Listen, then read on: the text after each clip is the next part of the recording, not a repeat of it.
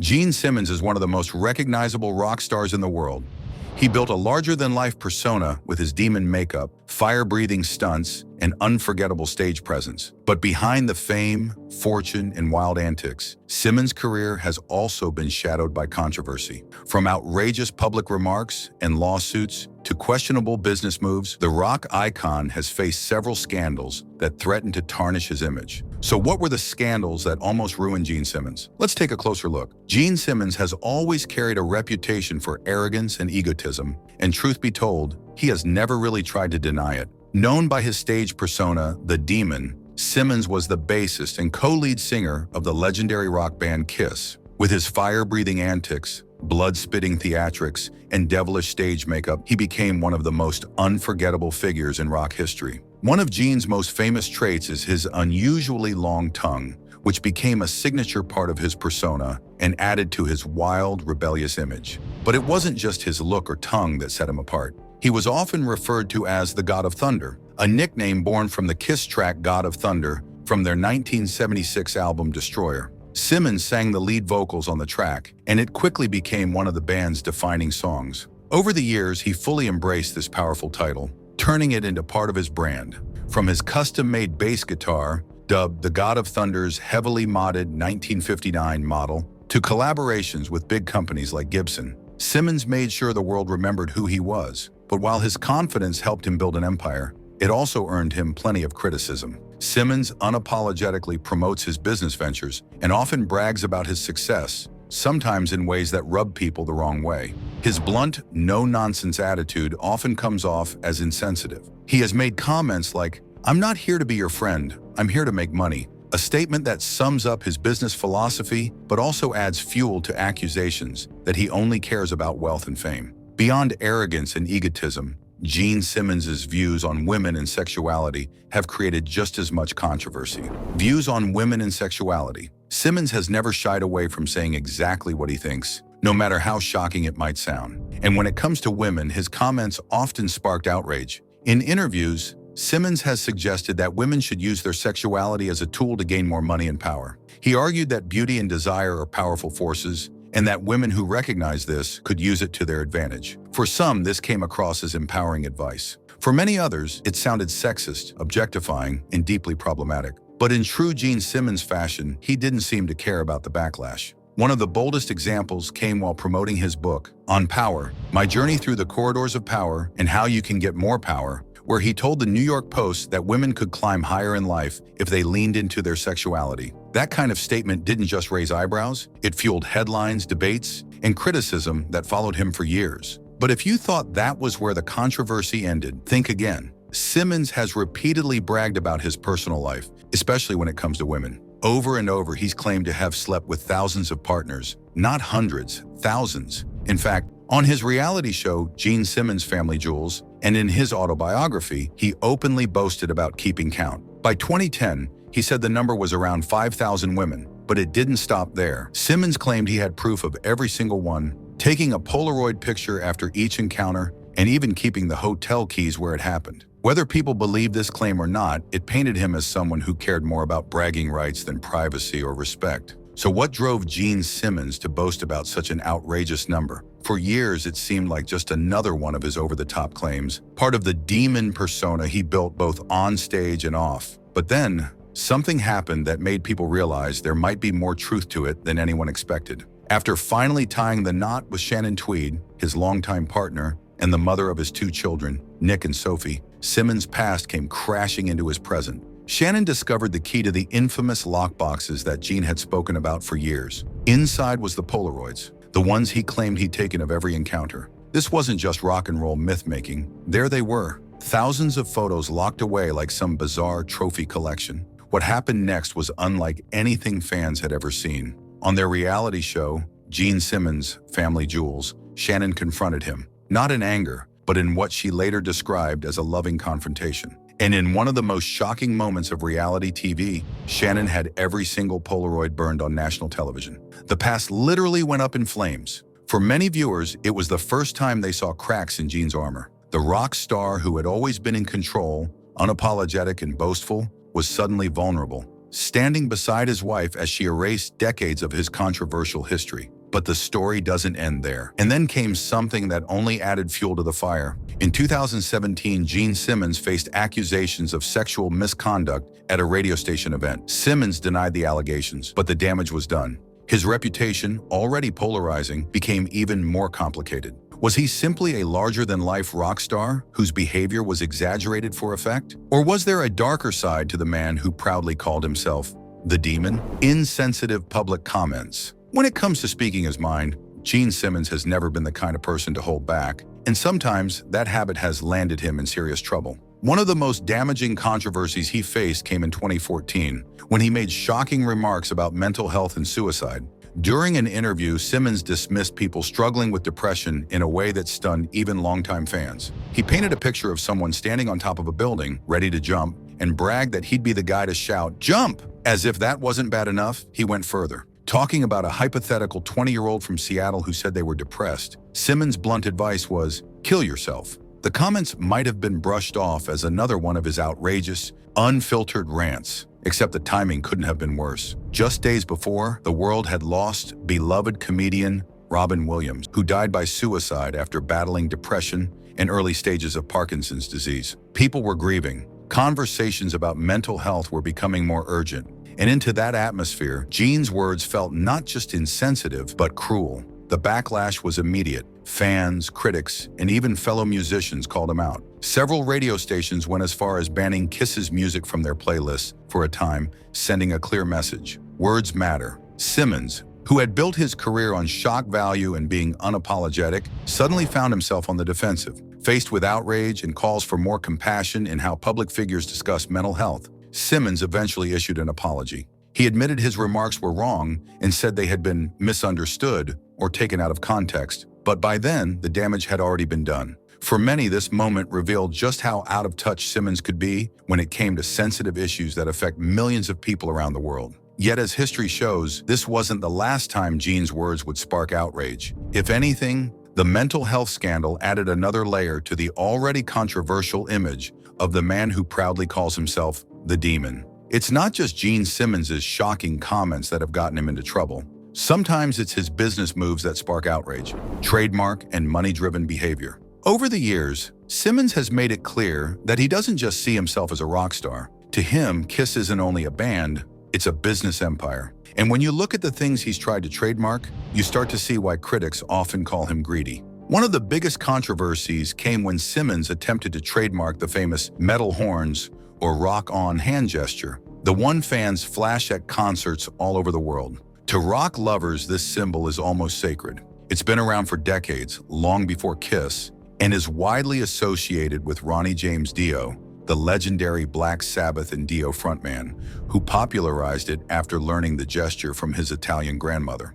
So when Simmons suddenly tried to claim it as his own, fans were furious. The backlash was swift. Music lovers and industry insiders mocked the idea, calling it ridiculous that anyone would try to own something so universal. Even Dio's widow publicly criticized Simmons, saying the gesture belonged to the fans, not to one man's wallet. Faced with mounting criticism and laughter from across the music world, Simmons eventually dropped the trademark attempt. But the damage to his reputation lingered. And that wasn't the only questionable move. Simmons has also tried to trademark phrases, including OJ. To critics, these attempts were just another example of Simmons' never-ending hunger to turn everything into profit. For them, it wasn't about protecting creative ideas. It was about squeezing money out of anything he could.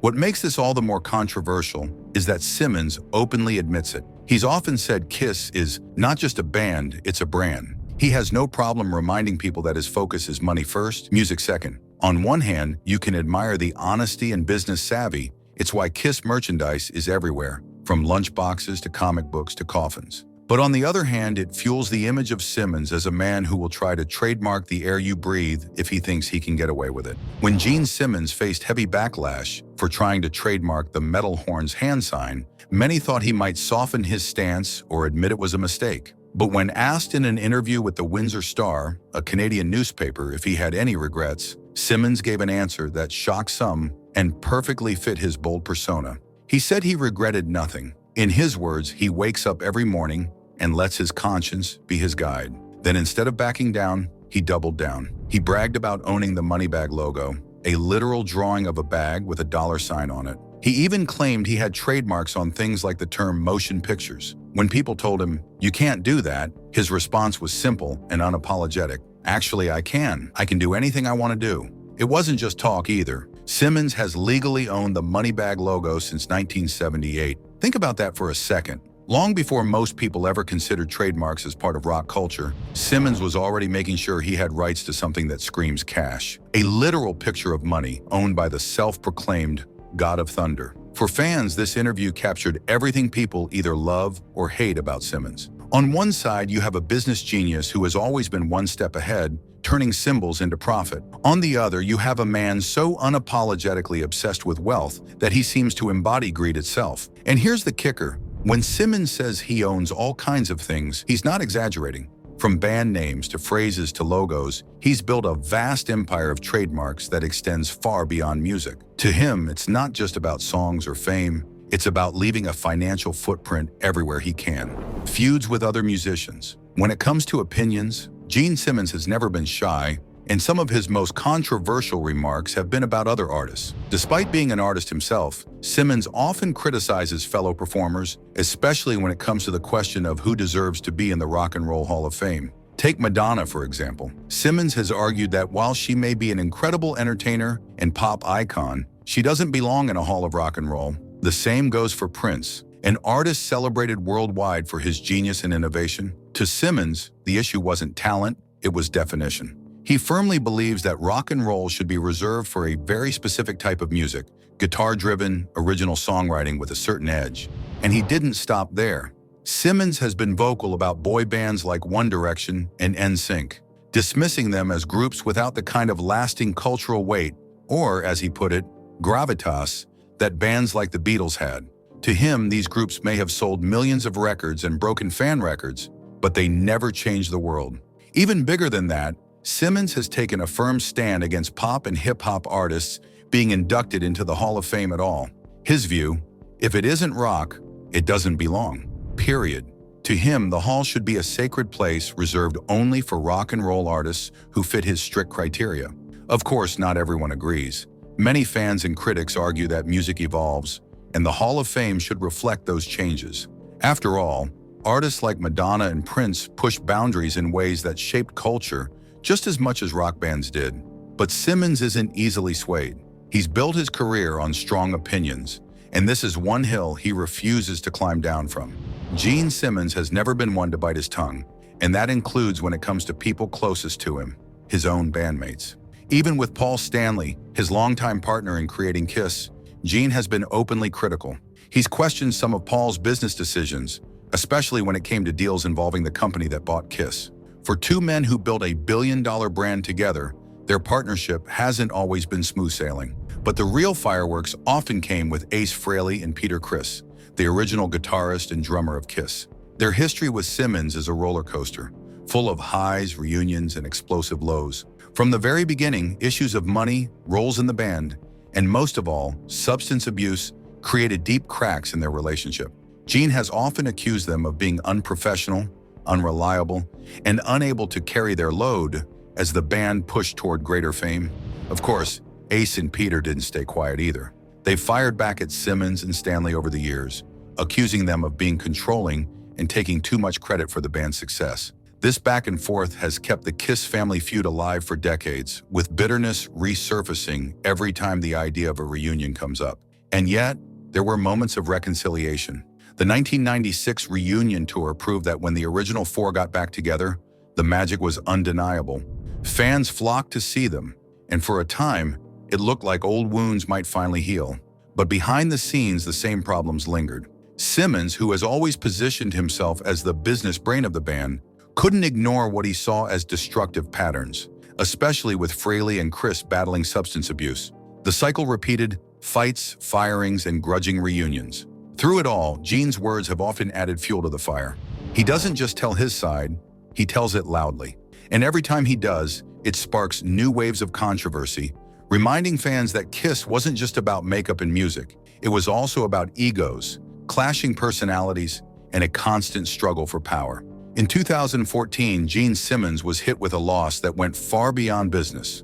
Former Kiss manager Bill Aucoin, the man who had helped shape the band's entire career, passed away. Aucoin wasn't just another manager, he was one of the original architects of Kiss's rise to fame in the 1970s. He believed in the band when record labels were skeptical, and he guided them through the chaotic years of building their larger-than-life brand. For Simmons, who often prides himself on his tough, no-nonsense image, losing Aucoin was a painful reminder that even rock legends aren't immune to grief. But Gene is nothing if not resilient. One of the things that set him apart from so many other rock stars is his strict discipline. While others in the industry fell into heavy substance use and alcohol, Simmons famously avoided both. He's been very open about the fact that he never smoked, never drank, and never touched drugs. He wore that like a badge of honor, pointing to it as one of the reasons he has been able to keep performing at such a high level for decades. Yet even with that discipline, time eventually catches up with everyone.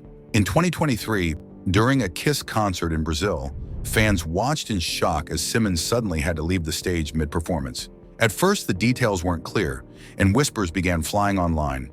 Had something serious happened? Was this the end of Kiss? It turned out that Simmons was suffering from dehydration and exhaustion, brought on by the intensity of the show combined with the realities of his age. Though he recovered and later reassured fans that he was fine, the incident sparked real concern. After all, Simmons is no longer the fiery young demon of the 1970s. He's in his 70s now, and even the most disciplined lifestyle can't completely shield someone from the challenges of aging. Many fans only know Gene Simmons as the Demon from Kiss, spitting fire, sticking out his famously long tongue, and living like a rock god. But what many don't realize is that behind all the makeup, the fame, and the larger-than-life persona lies a deeply painful family history that shaped who he became. Family history and Holocaust trauma. Gene's mother, Flora Klein, was born in Hungary in 1925. Her childhood was ripped away when, in 1944, the Nazis invaded. At just 19 years old, Flora and her family were taken from their home and sent to concentration camps. What followed was unimaginable suffering. Out of her entire family, only Flora and one of her brothers survived the Holocaust. Everyone else was lost. After the war, Flora spent time in a displaced persons camp, one of many across Europe where survivors of the Holocaust tried to rebuild their shattered lives. There she found strength and resilience, even after experiencing horrors most of us can barely comprehend. In 1946, she married Ferenc Ferry Weitz, another Holocaust survivor who worked as a carpenter. They tried to create a new life out of the ruins of their past, leaning on each other to survive, not just physically, but emotionally. 3 years later, in 1949, their son was born in Haifa, Israel. His name at birth was Chaim Wietz, the boy who would one day transform into Gene Simmons, the face-painted rock star who took the world by storm. Life in Israel after the war was anything but easy. The country itself was still young, poor, and trying to find its footing. For Flora, Gene's mother, the struggles didn't end when she survived the Holocaust. She was now in a difficult marriage. Her husband, Ferenc, worked as a carpenter, but money was scarce, and the pressure weighed heavily on their relationship. Over time, things turned violent, and eventually Gene's father walked out. That left Flora to raise their son, Chaim, all on her own. She was a single mother in a brand new country, with little money, and the memories of her tragic past still heavy on her shoulders. Yet she pushed forward. Chaim, who the world would one day know as Gene Simmons, was a bright and curious boy, but also a lonely one. He often spent time alone, daydreaming, reading comic books, and finding ways to escape into his imagination. He was fascinated by heroes and larger-than-life characters, things that gave him hope and excitement beyond the tough reality around him. But childhood wasn't without struggles. As a toddler, Chaim battled polio, a serious illness that left him in isolation for a time. While other children played together, he was stuck apart, learning to cope with loneliness at a very young age. That sense of being different and having to find strength within himself shaped him deeply. Despite these hardships, Chaim had a spark. He loved to learn, he loved stories, and he had a drive to be more than just another poor kid in a struggling country. And little did anyone know, this lonely boy from Haifa would one day transform himself into one of the most recognizable rock stars in the world. But how did Chaim Wietz, the poor immigrant boy with polio scars and no father at home, reinvent himself into Gene Simmons, the Demon? By the time Chaim was 8 years old, his mother Flora made a decision that would change both of their lives forever. With the help of relatives already living in America, she bravely packed up their few belongings and moved her little boy across the ocean to New York City. Neither of them spoke a word of English, but they carried something more important: hope for a better future. They arrived in Jackson Heights, Queens in 1958, a place full of other immigrant families chasing the same dream.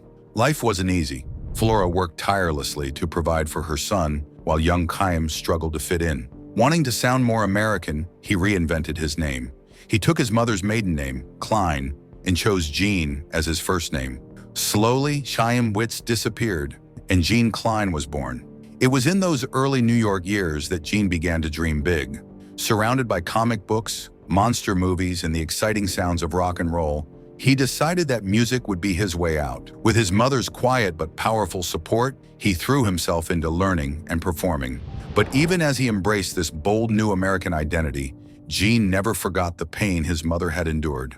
She had survived unimaginable horrors during the Holocaust, and now she was working herself to the bone just to give him a chance at success. That reality left a permanent mark on him. Unlike many rock stars who partied hard and lived recklessly, Gene always set strict rules for himself. He later admitted, "I never drank, never smoked, never got high. She had suffered enough. I didn't have the right to break her heart." That discipline, rooted in love and respect for his mother, became a key part of who Gene Simmons was. Not just the man behind the makeup, but the boy who grew up determined to never waste the second chance at life his family had fought so hard for. And with that mindset, Gene was ready to take on the world. By the early 1970s, the boy once known as Chaim Witz had completed his transformation into Gene Simmons, and with him came one of the most revolutionary bands in music history, Kiss. Kiss was not just a band, it was a spectacle, a show, a force of nature. Together with Paul Stanley, Peter Criss, and Ace Frehley, Gene co-founded a group that would completely change the way audiences experience rock. From the very beginning, Gene understood that music alone wasn't enough. He wanted to create something unforgettable, something that would make fans feel like they were stepping into another world. So Kiss put on outrageous costumes, painted their faces like comic book superheroes and villains, and turned every concert into a full-blown theatrical event. And then there was Gene's own alter ego, the Demon, with towering boots, dragon-like armor, and that iconic black and white face paint. He became larger than life. His performances included spitting blood, breathing fire, and commanding the stage as if he had stepped out of a nightmare. And fans loved every second of it. Audiences had never seen anything like this before. Kiss concerts weren't just shows. They were events people would talk about for years. The lights, the explosions, the pyrotechnics. It was pure rock theater, and Gene Simmons was at the very heart of it all. For Flora, the quiet woman who had once struggled as a single mother and survived the unimaginable horrors of Auschwitz, it must have been surreal. She had sacrificed everything to give her son a better life, and now she was watching him conquer arenas filled with tens of thousands of screaming fans, and the success was undeniable. Kiss went on to sell over 100 million albums worldwide, their records filling homes across the globe. They earned more gold records than any American band in history, securing their place in rock and roll's Hall of Legends. It's hard to imagine a more dramatic transformation.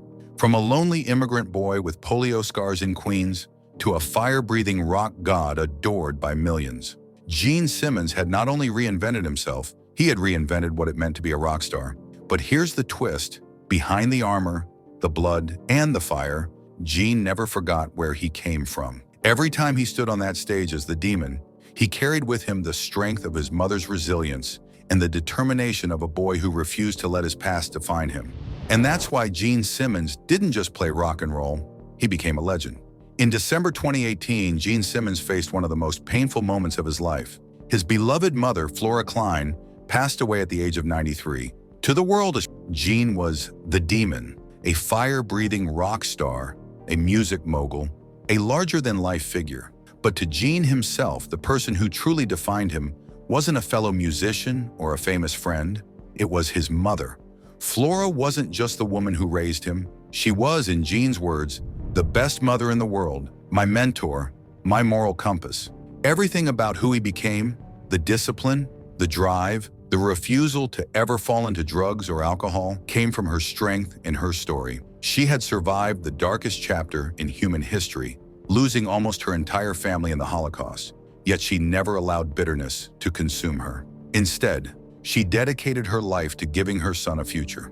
Jean often said that his mother was the true hero of his life, and he lived every day trying to honor her sacrifices. So when she passed, it wasn't just the loss of a parent. For Jean, it was losing the anchor of his world, the person who had shaped him more than anyone else.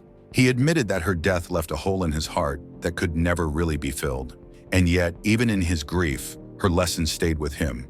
Her resilience, her courage, and her love continue to live on in the man who went from a poor immigrant boy in Queens to a rock icon known across the globe.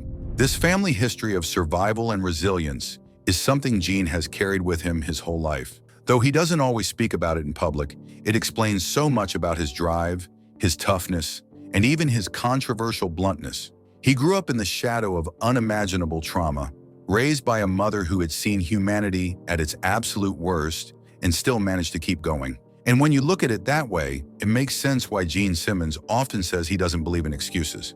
His entire life was built on the strength of a woman who survived the Holocaust and taught him that survival, success, and determination were not optional. They were necessary.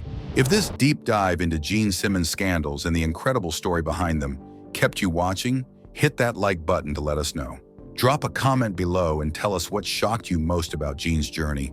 Was it his mother's Holocaust survival story? Those thousands of Polaroids? Or maybe his outrageous trademark attempts? But Gene isn't the only Hollywood legend whose later years have taken an unexpected turn. Speaking of stars facing difficult times, there's another story that's equally compelling and heartbreaking. Bruce Willis, the action hero who dominated screens for decades, is now navigating challenges that have shocked fans worldwide. If you want to see how one of Hollywood's toughest stars is living now at 70, click on the video appearing on your screen right now about Bruce Willis. His current situation will surprise you. And don't forget to subscribe and ring that notification bell so you never miss our latest celebrity stories and scandals. Thanks for watching, and we'll see you in the next one.